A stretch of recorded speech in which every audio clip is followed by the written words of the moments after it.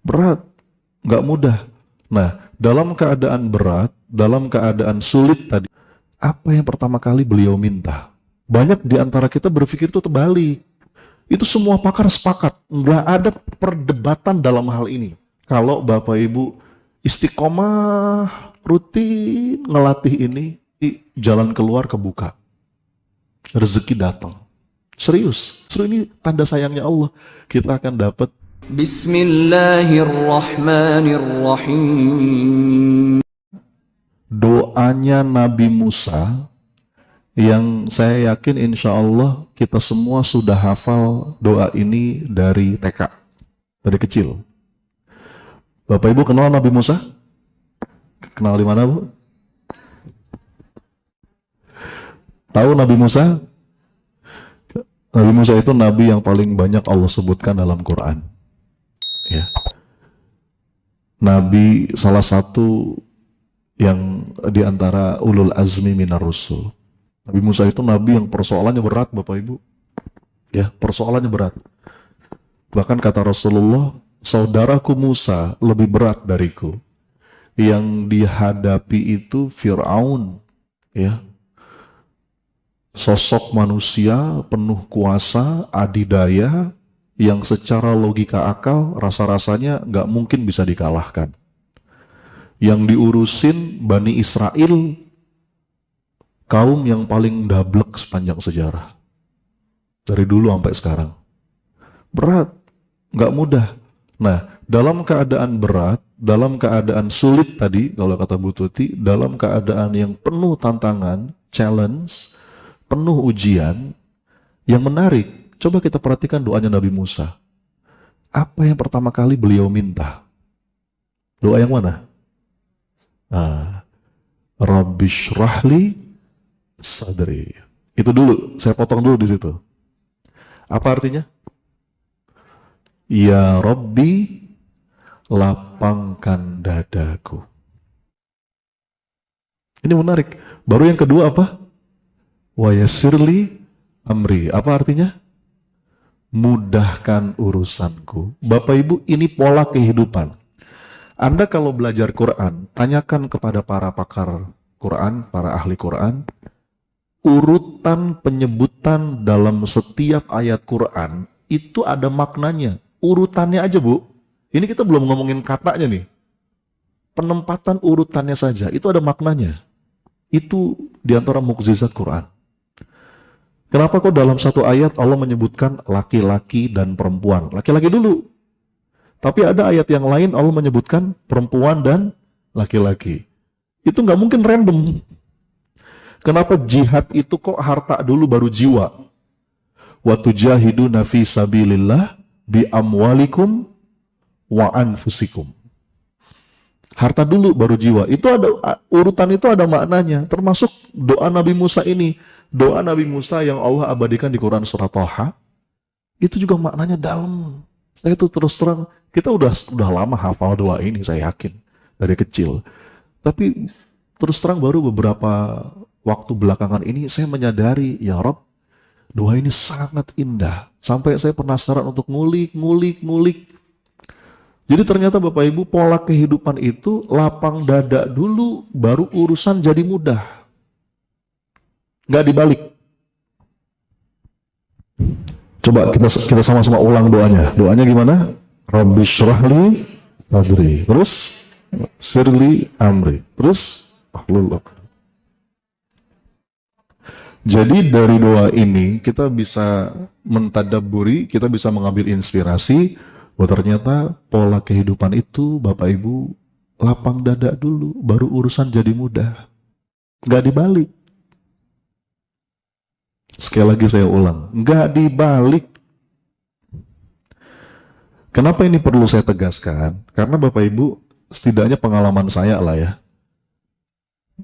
dari tahun 2012 ya, udah jadi trainer, jadi konselor, ketemu dengan ratusan ribu orang. PPA itu Bapak Ibu, hari kemarin saya baru ngisi PPA terakhir itu, angkatan terakhir itu 3.170 angkatan. Itu ribuan kelas, ketemu dengan ratusan ribu orang. Banyak di antara kita berpikir itu terbalik. Terbalik itu gimana? Nanti Ustadz, nanti coach, kalau urusan saya udah mudah, kalau masalah saya udah beres, kalau utang saya udah lunas, kalau sakit saya udah sembuh, kalau anak saya udah nggak nakal lagi, kalau suami saya udah nggak gitu lagi, kalau tanah itu udah saya beli, kalau saya udah bisa berangkat haji, saya udah bisa punya rumah, punya ini, punya itu, baru habis itu lapang dada saya. Gitu nggak, Bu? Harusnya gimana pola yang benar? Lapangkan dulu dadamu. Maka semoga dengan itu Allah akan mudahkan urusanmu. Dan ini Bapak Ibu dikonfirmasi oleh para peneliti. Bidang saya itu positif psikologi. Saya dari sejak 10 tahun yang lalu ngedalemin yang namanya happiness science.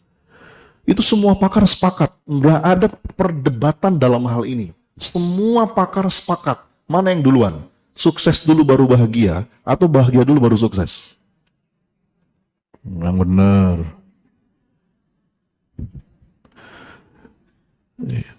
Betul. Mereka semua sepakat. Happiness first. Success second. Jauh sebelum para pakar itu ngomong, Quran tuh udah ngasih kita pola yang indah tersirat lewat doa yang udah kita hafal dari dulu. Banyak di antara kita berpikir, nanti Ustadz kalau saya udah mendapatkan apa yang saya inginkan, baru saya bahagia. Nyatanya nggak gitu Bapak Ibu. Justru kebahagiaan yang akan memudahkan kita untuk meraih apa yang kita inginkan. Maka lapang dada ini penting. Ya, tadi itu dalam hidup kita akan ngalamin banyak kesulitan. Itu sebuah keniscayaan Bapak Ibu. Hidup ini memang tempatnya masalah. Betul? Kelihatan dari depan kok muka-muka banyak masalah. Sampai kata Syekh Ibnu Athaillah As-Sakandari dalam kitab Al-Hikam, beliau ngomong gini, La tastaghrib wuqu'al akdar. Jangan kamu heran kalau dalam hidup ini kamu menemui banyak kesulitan. Kenapa? Karena itulah watak asli dari kehidupan dunia. Ya. Kalau ayat Qur'annya jelas, apa kata Allah? Am hasibtum an tadkhulul jannah walamma ya'tikum mathalul ladzina khalau min qablikum. Apakah kamu mengira kamu akan masuk surga begitu saja padahal belum diuji?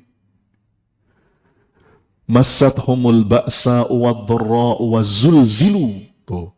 Saya bukan nakut-nakutin Bapak Ibu, tapi kita akan ngalamin yang namanya goncangan kehidupan. Zulzilu, tahu?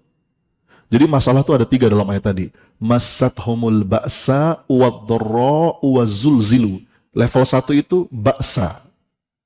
Ba'sa itu apa, Bu? Masalah yang enteng. Masalah nih, enteng. Makanya orang Arab kalau ada masalah yang enteng ngomongnya gimana? La ba'sa. Sekarang jadi bahasa Betawi, labas. Labas aja bro. Nah, gitu. Labas itu kan la ba'sa gitu. Itu level 1 tuh Bu. Nanti level 2 mulai agak berat, namanya ad-dharra. Itu udah mulai agak puncaknya. Ini kalau Allah sayang ya Bu. Ini kalau Allah sayang. Justru ini tanda sayangnya Allah. Kita akan dapat wazulzilu. Tahu zulzil, zilzal, zalzalah apa? Goncangan, turbulens kehidupan. Turbulens kehidupan. Saya bukan nakut-nakutin, tapi kita kan ngalamin itu. Saya tahu dari depan ini kelihatan wajah-wajah terguncang beberapa ini kayaknya. Kalau ada yang bilang, enggak tuh Mas, hidup saya baik-baik aja. Jawaban saya, tunggu saja ya. Dan kita itu punya judulnya beda-beda, punya judul masing-masing. Itu fitrahnya kehidupan. Jadi jangan suka kegeeran. Kegeeran tuh gimana? Pengalaman saya Bapak Ibu, nemenin orang konseling, di sesi training, sesi coaching. Kadang-kadang kita tuh kalau lagi punya masalah, suka merasa yang paling malang sedunia. Bener gak sih? Hidupku paling menderita. Enggak, Anda GR. Setiap orang punya. Bedanya ada orang yang diam-diam, menyembunyikan kesusahannya. Ada orang yang memang menciarkan ke seluruh dunia supaya orang tahu. Kita punya bagiannya masing-masing. Judulnya beda. Mungkin beberapa di antara kita turbulensnya, goncangannya goncangan ekonomi. Banyak bu, saya teman-teman pengusaha itu banyak. Bahkan pasca COVID kemarin masih struggle. Bisnisnya tutup, kejebak utang miliaran. Ada yang di situ goncangannya. Sisi yang lain, ada yang secara ekonomi baik-baik saja, tapi goncangannya rumah tangga. Ada yang sama pasangannya, ada yang kehilangan orang yang dia cintai, ada yang dikasih sakit sama Allah. Kita itu punya judulnya masing-masing. Itu fitrah kehidupan. Kita sering ngomong, enak ya mas jadi dia, coba saya kayak dia. Dia yang Anda tunjuk itu juga sama. Lagi struggle dengan masalahnya. Betul? Rumput tetangga memang lebih hijau. Apa kalau kata orang Jawa tuh? Sawang sinawang. Kemarin saya baca tulisan bagus tuh di Instagram. Tulisannya begini. Jangan cuman lihat rumput tetangga yang lebih hijau, tapi cek juga tagihan listriknya gitu. Saya kemarin bikin konten di TikTok ya. Saya ngebahas ini bahwa setiap orang itu ada masalahnya, ada ujiannya masing-masing, ada kesusahannya, ada kesulitannya. Terus ada yang komennya lucu. Ustadz, kalau Raffi Ahmad sama Nagita Slavina ujiannya apa ya? Mana saya tahu. Namanya sama saya. Kadang-kadang kita ngeliat orang tuh di medsos aja, enak ya. Padahal Bapak Ibu, medsos itu nggak ada 1% mencerminkan kehidupan seseorang. Betul nggak? Sekarang saya mau nanya, Bapak Ibu kalau posting di medsos, apa yang diposting? Itu dua kutub ekstrim. Yang satu yang happy-happy, atau yang nggak enak gitu kan? Itu tuh sebagian kecil. Ya. Tiap kita punya persoalan. Walaupun ada pepatah yang mengatakan, badai pasti berlalu. Betul nggak kalimat itu? Itu betul kalimatnya, tapi kurang lengkap. Kalimat lengkapnya begini, yes, badai pasti berlalu. Tapi selama kita masih hidup di dunia, begitu satu badai berlalu, nanti ada. Ini pengalaman semua kayaknya kan. Makanya Bu, nih, ada sebuah pepatah dalam bahasa Inggris. Saya senang banget. Bunyinya begini. Life is not about waiting the storm to pass. Apa? Life is not about waiting the storm to pass. Coba diulang. Apa artinya Bu? Dilarang buang sampah sembarangan ya. Hidup itu bukan tentang nungguin badai berlalu. But life is about how to dance in the rain. Tapi hidup itu adalah bagaimana kita belajar menari-nari, enjoy, berlapang dada, meskipun di tengah hujan badai. Dan itu orang beriman kayak gitu harusnya. Ya, itu. Maka ini jadi penting, Bu. Dan ini bahasannya panjang. Saya punya program mentorship itu 40 hari itu untuk ngebahas ini. Yang akhirnya saya tulis dalam sebuah buku. Tapi di kesempatan ini saya coba ambil beberapa perspektif intinya. Terus bagaimana caranya nih, Mas Sony, supaya kita bisa latihan berlapang dada. Ini kata kuncinya, ini perlu dilatih Bapak Ibu. Lapang dada itu kemampuan. Yang namanya kemampuan, itu butuh dilatih. Nih, proses belajar tuh 3. Dari nggak tahu, jadi tahu. Lebih dalam lagi, bukan tahu, mau. Nanti, dari mau, baru ke mampu. Tahu, mau, mampu. Coba diulang. Jadi, Bapak Ibu ikut majelis taklim, ikut seminar. Itu mungkin levelnya baru ditahu. Mentok-mentok kalau itu betul-betul menghujam ke dalam jiwa, mau. Ya. Bapak Ibu tahu sabar? Sabar tahu? Sabar, tahu sabar? Tahu. Mau jadi orang sabar? Mampu. Itu beda lagi prosesnya. Ya. Ikut kajian seperti ini, itu mungkin di levelnya tahu. Jadi nggak bisa ikut kajian 1-2 jam, pulang langsung lapang dada. Hebat banget ustadznya. Ini butuh latihan, riyadhah kalau bahasa lainnya. Mujahadah. Jadi kalau istilahnya itu emotional fitness, olah jiwa. Bukan cuma raga yang perlu diolah, tapi jiwa juga perlu diolah. Ada latihannya, Bu. Yang namanya latihan kan sakit-sakit dulu, betul nggak? Orang latihan fisik itu sampai ototnya jadi, itu pecah dulu ototnya tuh. Pegel-pegel dulu tuh. Tapi itu bikin dia makin kuat, makin kuat, makin kuat. Sama. Jadi ada beberapa latihan jiwa. Ada 5 nih yang mau saya bahas hari ini. 5 latihan jiwa. Latihan apa ya? Otot emosi gitu. Emotional fitness. Yang mudah-mudahan kalau Bapak Ibu istiqomah rutin ngelatih ini, mudah-mudahan bisa jadi hamba yang lapang dadanya. Amin. Begitu dada lapang Bapak Ibu, nanti jalan keluar kebuka. Rezeki datang. Serius. Saya tuh kalau dalam sesi konseling Bapak Ibu, atau dalam sesi konsultasi di training atau di coaching, orang cerita masalahnya. Mas Oni, saya begini. Kadang-kadang saya nggak ngasih solusi. Saya nggak tahu juga solusinya apa. Tapi saya cuma nganterin beliau sampai pada satu titik lapang dadanya. Nanti solusi datang. Solusi datang. Makin sempit dada kita, makin rumit urusan. Betul nggak? Buktiin aja. Buktiin. Kalau nggak percaya, buktiin aja. Begitu dada kita lapang, kolbu kita tenang, itu solusi malah gampang kelihatan. Ini bisa dijelaskan secara ilmiah Bapak Ibu. Betapa kolbu yang tenang itu punya power yang justru akan mentenagai ikhtiar kita. Contoh sederhananya gini, ibu-ibu pernah kehilangan barang nggak di rumah? Barang apa yang sering hilang di rumah? Kunci. Kunci mana kunci, woi? Gitu. Apalagi? Kacamata. Nah, kacamata mana kacamata? Mana kacamata? Ada di mana kacamatanya? Ya Rabbi. Saya pernah ngelihat video di TikTok apa di mana gitu ya. Ada orang lagi nyapu. Sapunya dia jepit di sini, Bu. Pernah lihat nggak? Terus dia nyari sapunya mana gitu. Jadi kamera CCTV begitu. Ada lagi seorang bapak yang lagi ngasuh anak, anaknya di stroller. Terus digendong sama dia. Dia main handphone kan. Begitu taruh handphonenya, dia ngeliat stroller kan kosong. Panik dia. Digendong anaknya. Ya Allah. Nah, ini bisa dijelasin secara ilmiah.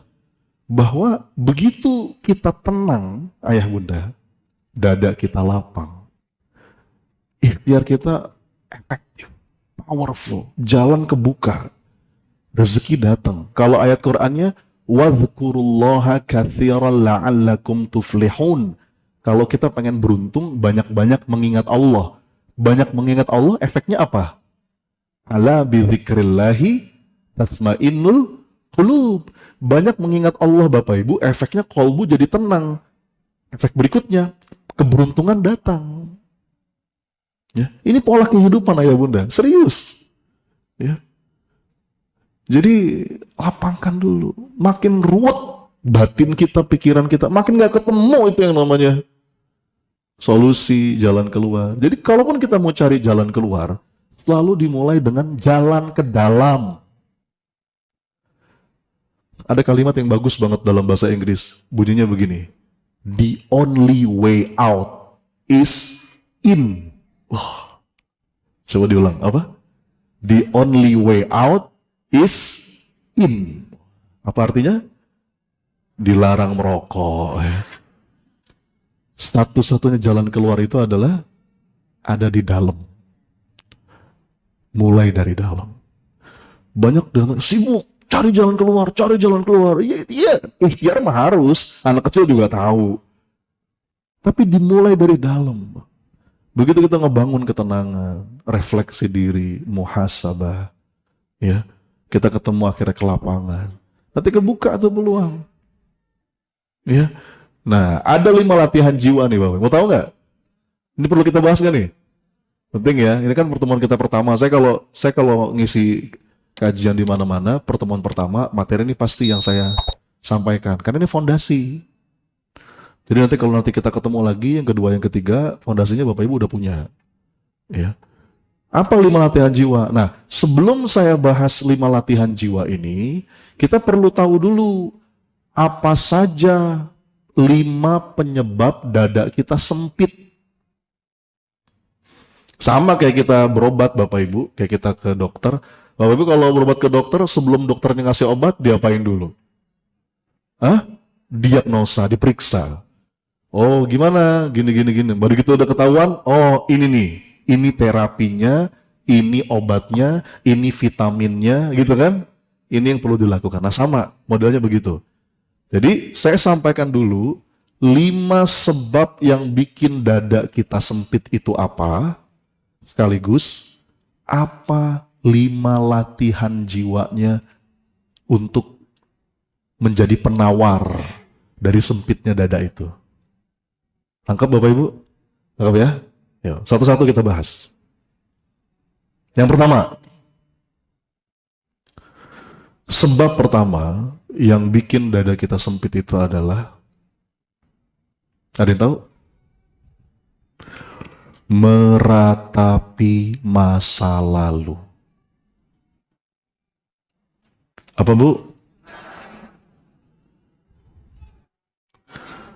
Ini biang nomor 1 yang bikin sempitnya dada, yang bikin Anda menderita dalam hidup. Meratapi apa-apa yang udah lewat. Padahal Bapak Ibu yang sudah. Masa lalu itu udah di luar kendali kita, yang dalam kendali kita tinggal pelajaran apa yang bisa kita ambil, apa yang bisa kita perbaiki. Makanya hati-hati nih Bapak Ibu. Ada 2 kata yang akan membuat Anda menderita. Mau tahu nggak? 2 kata itu adalah seandainya saja. Coba diulang. Sekali lagi. Nah, Anda kalau masih suka ngomong 2 kata itu, saya pastikan hidup Anda penuh penderitaan. Seandainya saja. Bahkan kata Rasulullah Bapak Ibu, dalam urusan takdir kita nggak boleh ngomong seandainya saja, karena itu pintu masuknya setan. Ini hadis sahih. Ya. Jangankan untuk urusan yang gede-gede Bu, untuk urusan yang kecil aja kita nggak boleh. Contoh, Bapak Ibu lagi jalan, naik mobil, naik motor.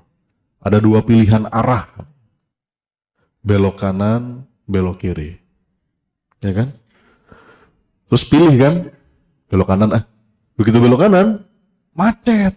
Ngomong gimana kita?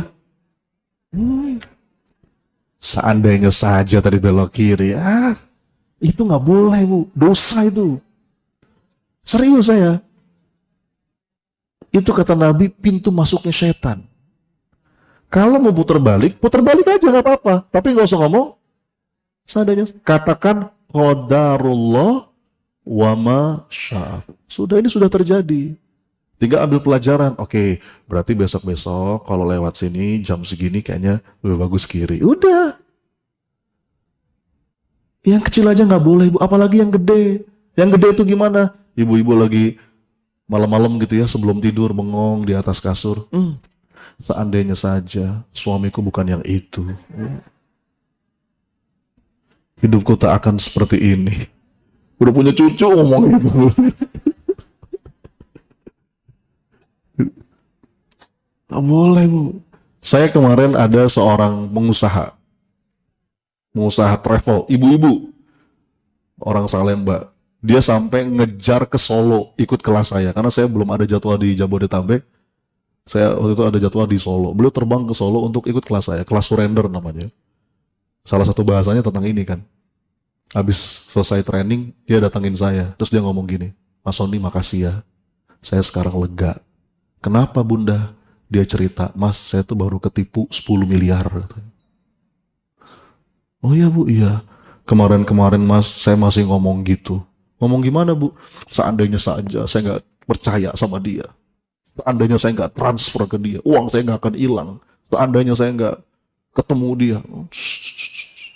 Udah belum? Itu udah belum? Udah terjadi belum? Ya sudah, katakan apa? Qadarullah. Tinggal oke, pelajarannya apa? Jalanin. Mudah-mudahan kalaupun kita berat ngejalaninnya, ya Allah, mudah-mudahan jadi penggugur dosa. Makin Anda seandainya saja, itu setan makin senang, Bu.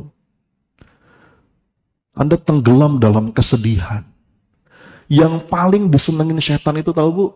Seorang mukmin yang bersedih hati. Kalimat dari Imam Ibnu Qayyim, la syai'a ahabbu ila syaitani min huznil mu'min.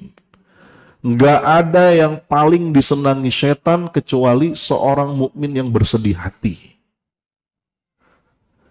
Jadi ibu-ibu, bapak, kalau mau di-like sama setan gampang. Gimana caranya? Sedih aja. Merengut gitu ya. Makanya punten bapak ibu ya, senyum itu bukan ibadah kecil di sisi Allah. Karena senyum itu pertanda orang tuh tadi dia nggak menyalahkan takdir, dia bisa menemukan keindahan dalam setiap takdir kehidupan. Kata Imam Ibnu Qayyim, dengan kacamata iman kita selalu bisa menemukan keindahan dalam setiap takdir kehidupan. Ya. Jadi, terus latihan jiwanya apa, Mas Soni? Ya, latihan jiwa agar kita nggak terjebak dengan meratapi masa lalu. Nama latihan jiwanya ridho. Coba diulang, apa? Sekali lagi, sebuah keadaan batin yang meyakini semuanya baik dari Allah. Semua terjadi atas izin Allah dan semuanya baik dari Allah. Bahkan kata Nabi SAW, ajaban li amril mu'min inna amrohu kullahu khair. Urusan orang beriman itu menakjubkan. Kenapa? Karena semuanya baik, kata Nabi. In asabathu syarra'u syakara fakanat khairul lahu wa in asabathu darra'u sabara fakanat khairul lahu. Pokoknya enak nggak enak, susah, senang, semuanya baik kalau orang beriman itu. Walaupun ada kesalahan, dia ambil pelajaran, dia perbaiki. Kalau dapat nikmat, dia syukuri. Bapak Ibu, kadang-kadang yang kejadian itu sesuai dengan apa yang kita inginkan. Betul? Ada masanya begitu. Kita berdoa, minta A. Allah kabulin A. Kadang-kadang sama. Betul? Kadang begitu. Dulu saya, Bu, anak pertama, saya doa sama Allah. Ya Allah, pengen ya Allah anak pertama laki-laki. Dikasih. Begitu anak kedua, ya Allah, pengen perempuan ya Allah. Yang kedua, biar sepasang. Perempuan, alhamdulillah dikasih, Bu. Anak ketiga, perempuan lagi deh ya Allah. Perempuan lagi. Saya berdoa, ya Allah pengen banget haji di usia muda. Allah kabulin. Kadang-kadang gitu tuh. Yang kita minta sesuai dengan, yang kejadian sesuai dengan apa yang kita minta. Tapi ada masanya, kita minta A, Allah kasih B. Kenapa? Karena menurut Allah B itu lebih baik dan lebih kita butuhkan. Masalahnya kadang-kadang mata kita ke A terus. A ya Allah, pokoknya A. Kamu yang lain. Istiqorohnya gini, ya Allah, jika dia baik, jodohkan kami ya Allah. Jika dia nggak baik, perbaiki dia ya Allah. Bukan istiqoroh. Orang beriman itu yakin rencana dan takdir Allah pasti jauh lebih baik daripada apapun yang kita inginkan. Dalilnya telak, Bu. Wa asa an takrahu syai'an wa huwa khairul lakum wa asa an tuhibbu syai'an wa huwa syarrul lakum. Boleh jadi kamu nggak suka sama sesuatu tapi itu baik. Boleh jadi kamu suka sama sesuatu tapi itu buruk. Wallahu ya'lamu wa antum la ta'lamun. Kamu nggak tahu, Allah yang tahu. Jadi jangan sok. Dan punten Bapak Ibu ya, ini butuh latihan, Bu. Kata para ulama, ibadah hati ridho itu ini serius nih, ini penting nih saya sampaikan. Ini bukan kata saya, para ulama yang ngomong. Ibadah hati ridho itu bobotnya di sisi Allah bisa lebih berat daripada sholat malam. Bahkan dibandingkan ibadah sunnah apapun. Coba saya nanya, Bapak Ibu, ibadah sunnah yang paling top itu apa? Nah, tahajud kan? Apa lagi? Duha, apa lagi? Puasa Daud, Senin Kamis gitu kan? Apa lagi? Rawatib, umroh sunnah kan? Kata para ulama, ibadah hati yang ridho itu bobotnya bahkan bisa lebih berat di sisi Allah dibandingkan ibadah sunnah apapun. Makanya kadang-kadang Pak, punten ini, kita tuh nggak bisa menjudge orang. Ada orang yang nampaknya nggak soleh-soleh amat gitu ya. Biasa aja ibadahnya, yang wajib aja palingan gitu. Yang sunnah ya standar lah gitu. Nggak soleh-soleh amat. Tapi boleh jadi Bapak Ibu, dia itu punya kedudukan mulia di sisi Allah. Lantaran apa? Hatinya tuh Bu, ridho. Nggak pernah ngeluh hidupnya. Gede itu nilainya di sisi Allah. Ya. Bangun tidur tuh ya Allah, Alhamdulillah. Makanya salah satu doa yang dicintai oleh Allah itu, yang itu tuh, yang setiap pagi petang kita baca. Yang mana? Raditu billahi rabba, bil islami dina, Muhammadin. Bapak Ibu udah hafal doa ini kan? Dari TK kan? Kita bukan anak TK kan? Kalau bukan anak TK, jangan cuma hafal, hayati. Ibu TK berapa sekarang? Hayat. Nih, raditu billahi rabba itu artinya apa? Ya Rob, hamba ridho, engkau Rob hamba yang mengatur segala urusan hamba. Ketika satu momen yang terjadi mungkin gak sesuai dengan apa yang kita harapkan, yang terucap dari lisan seorang hamba, raditu billahi rabb. Itu doa dahsyat Bapak Ibu. Kadang-kadang kita cuma ngucap tapi gak dihayati. Ya. Dan seseorang itu Bu akan mudah ridho kalau dia berharap diridhoi sama Allah. Makanya ayatnya radhiyallahu anhum wa radu'an. Puncak pencapaian seorang hamba itu kapan? Saat dia ridho kepada Allah dan Allah pun ridho kepadanya.